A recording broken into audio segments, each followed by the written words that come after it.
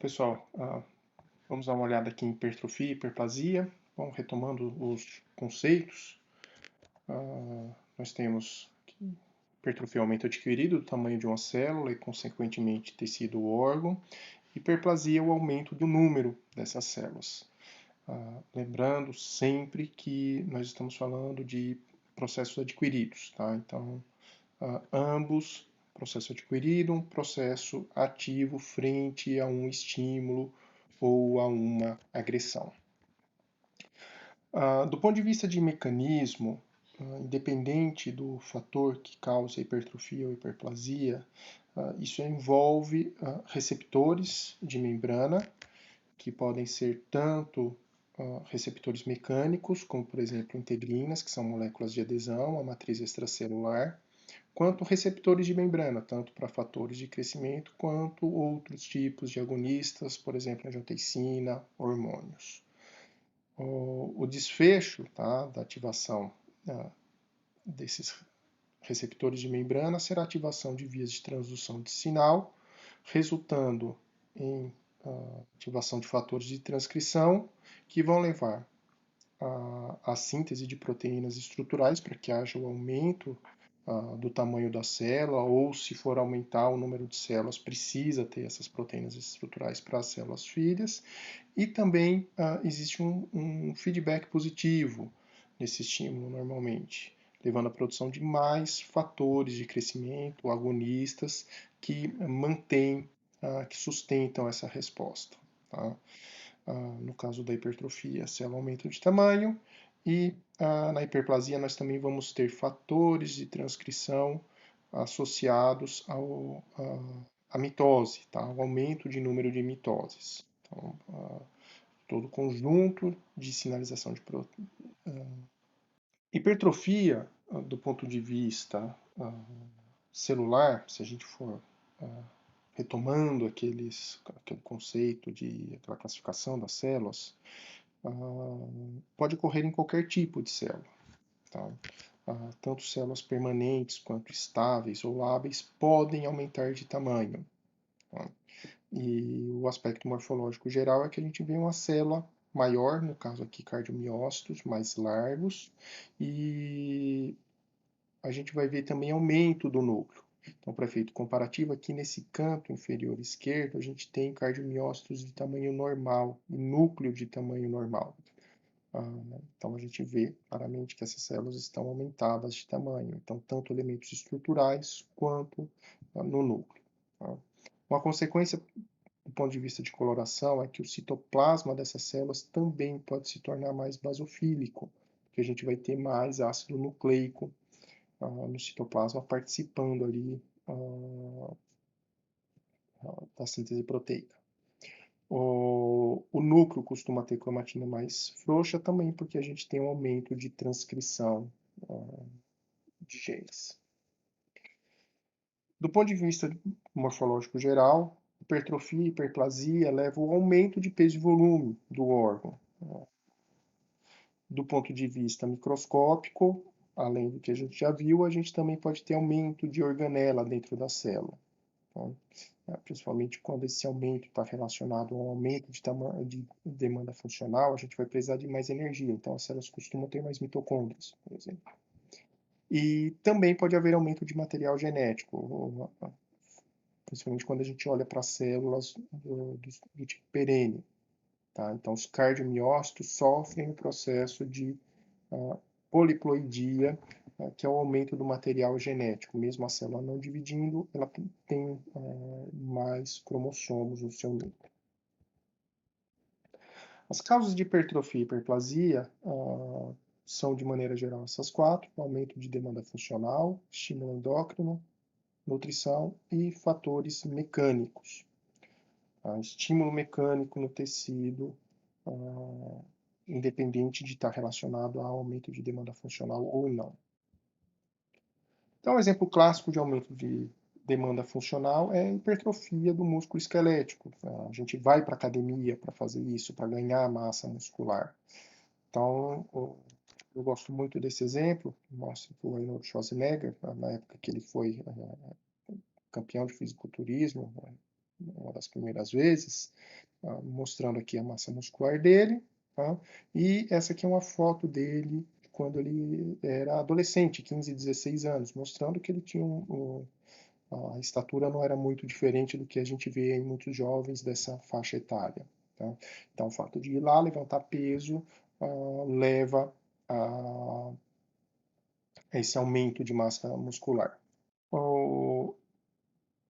Apesar da hipertrofia, a hiperplasia poder ocorrer de maneira fisiológica, tá? Ser um processo adaptativo fisiológico e que favorece o indivíduo, muitas vezes é um processo patológico.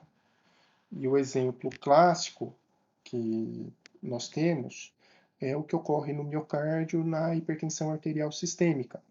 Então a gente vê aqui um coração, tá? Foi cortado, a gente está tendo uma visão do ápice para a base, e a gente vê que o ventrículo esquerdo apresenta um espessamento importante da sua parede, com uma diminuição também muito importante da câmara cardíaca. Então, isso daqui é uma cardiopatia hipertensiva ou hipertrofia causada por hipertensão arterial sistêmica. Então, aqui esse aumento, o esforço para vencer o aumento de resistência periférica que existe nessa doença, o músculo cardíaco precisa se adaptar.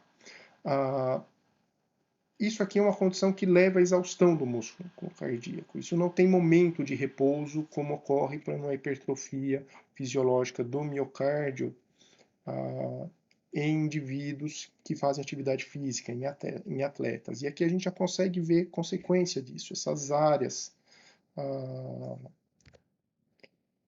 de infarto, tá? Cicatrizes, essas áreas esbranquiçadas aqui. Então a gente vê que isso termina levando a dano ao miocárdio e isso tem uma história natural, uma progressão com tendência de piorar. Microscopicamente aqui, duas imagens, fica bem fácil de visualizar esse processo adaptativo. A gente tem aqui desse lado o cardiomiócito hipertrofiado, e aqui uma fotomicrografia com o mesmo aumento de cardiomiócitos de tamanho normal. A gente vê um ganho expressivo de volume da célula, tá? Uma diferença grande, e a gente vê também que os núcleos estão aumentados e com essa cromatina mais frouxa, com aspecto mais grosseiro. O que determina se a adaptação vai ser fisiológica e patológica está relacionado à sinalização celular e a capacidade dessa célula se recuperar ao longo desse processo. Tá? Então, a hipertrofia fisiológica está associada a uma série de fatores que são benéficos para a célula. Então a gente vê aqui aumento de eficiência energética, geração de antioxidantes, se a célula for capaz de proliferação, a gente vai ter angiogênese, então não é só a célula que está se adaptando, é todo o ambiente em que a célula vive, favorecendo uma boa adaptação da célula e do tecido. Por outro lado, a hipertrofia patológica, a gente vai terminar tendo um conjunto de sinais que vai estar associado ao dano celular. Então, disfunção mitocondrial, angiogênese insuficiente, produção de espécies reativas de oxigênio, radicais livres, fibrose, do ponto de vista estrutural do cardiomiócito propriamente dito, alterações estruturais no sarcômero, então uma condição desfavorável e que termina caminhando para o dano celular. A hipertrofia do miocárdio, tá, como exemplo clássico de aumento de tamanho da célula, tem uma história natural, tá, a partir do coração natural, existem diferentes possibilidades que podem ocorrer.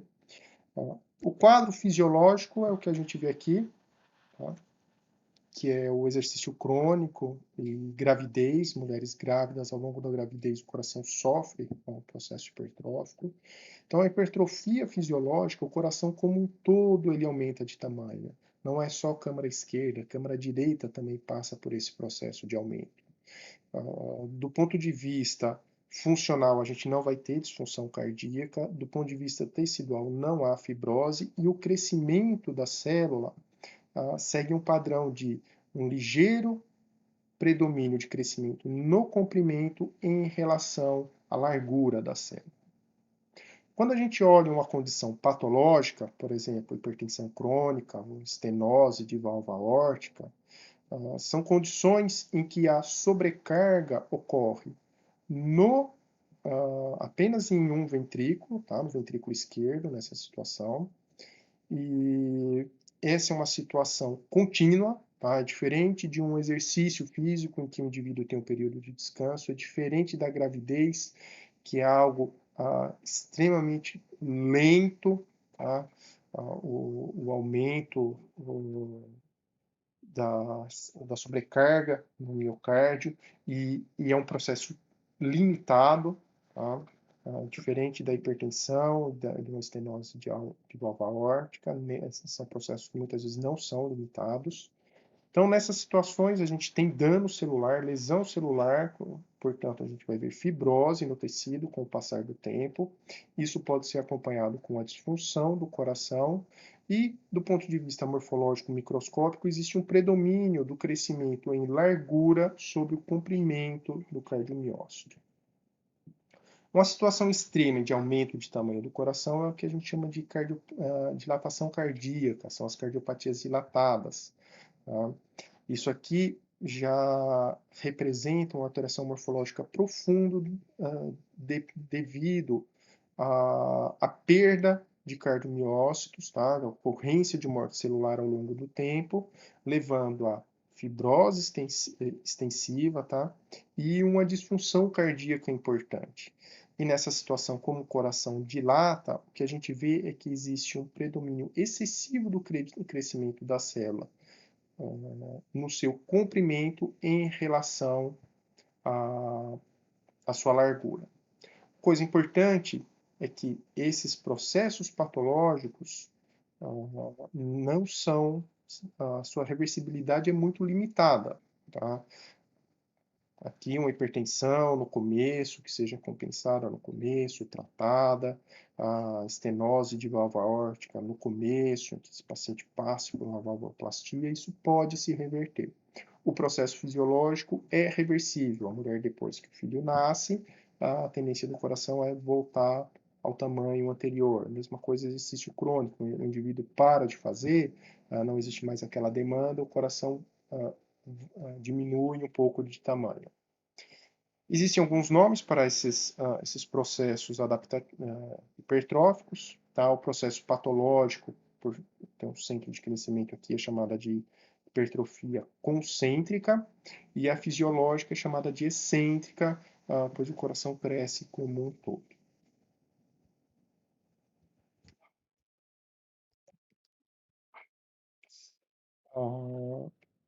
Aqui um exemplo da cardiopatia dilatada.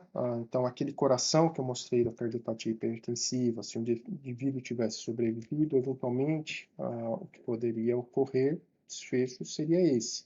Tá? A gente vê uma deformação importante, o coração com aspecto mais globoso, arredondado, o ápice aqui bem arredondado, dilatação da câmara cardíaca. Tem área aqui em que a gente já vê um afilamento da parede muscular. Tá? Então, nessa situação, à medida que o coração dilata, as células musculares, a tendência delas é esticarem excessivamente.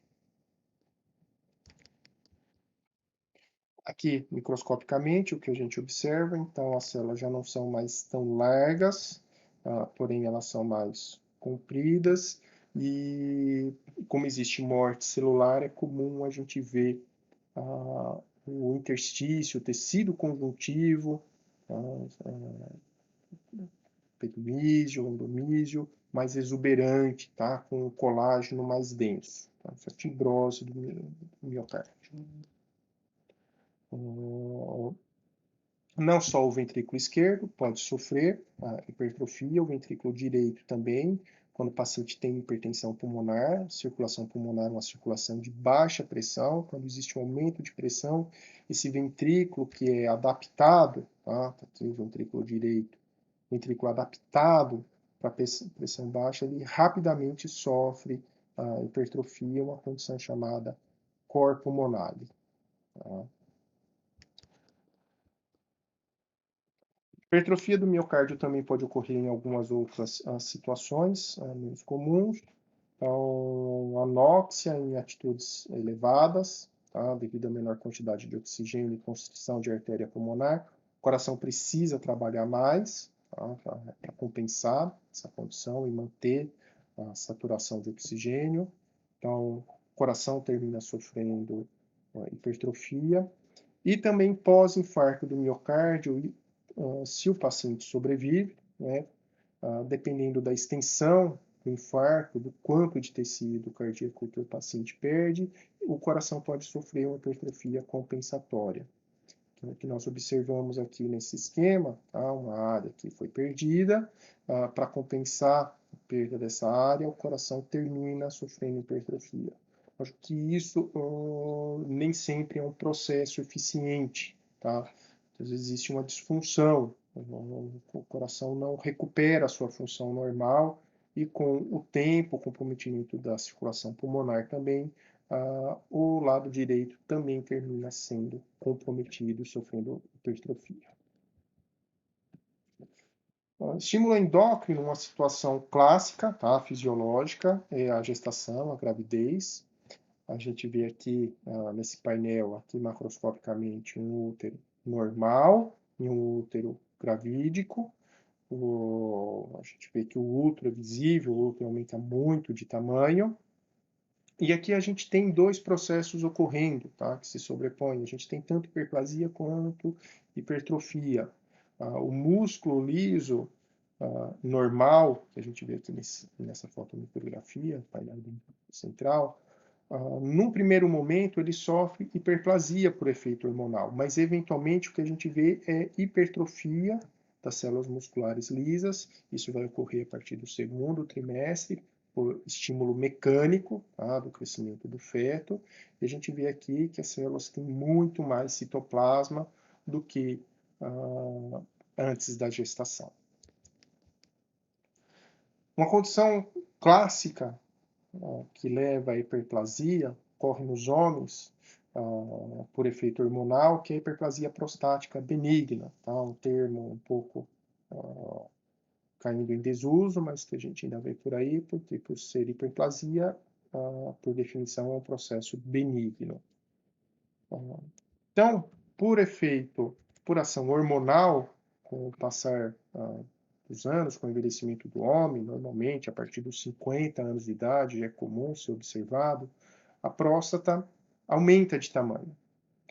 E isso tem consequências para o homem, está aqui mostrando já retenção de urina, daqui a pouco a gente vê mais algumas outras alterações. E microscopicamente o que a gente vê são ácidos, de tamanho, dilatados. Muitas vezes a gente vê essas projeções papilíferas, tá, mais exuberantes.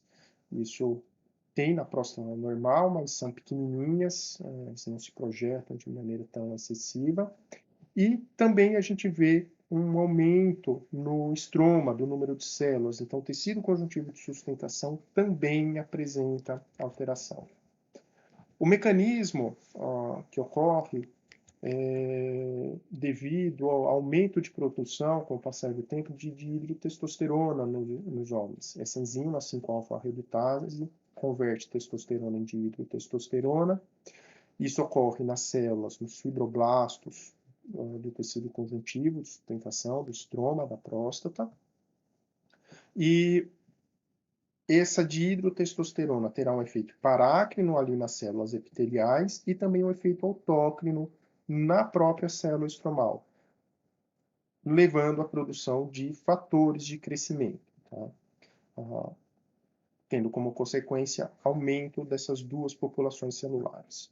Uma coisa importante que ocorre na célula epitelial é que o aumento do número das células epiteliais na próstata ocorre não só apenas porque existe um aumento da taxa de proliferação. a gente também tem observado uma diminuição da taxa de apoptose, de morte celular.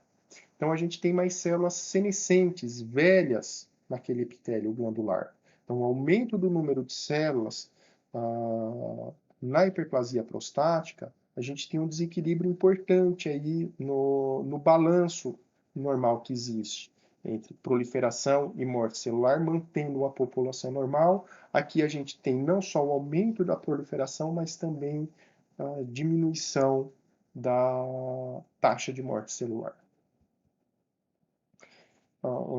Existe um processo adaptativo que é consequência da hiperplasia prostática, tá? Essa retenção de urina termina exercendo uma pressão na bexiga e essa urina residual vai ter como consequência a hipertrofia da musculatura lisa da bexiga, tá? O enrijecimento dessa parede. Existem outras consequências, hidroureter, retenção de urina nos ureteres deformando, hidronefrose, causando dilatação dos cálices renais. Essa urina residual pode ser contaminada, levando a um quadro de infecções urinárias persistentes recorrentes, que podem evoluir para infecção renal, pielonefrite, tanto aguda quanto crônica.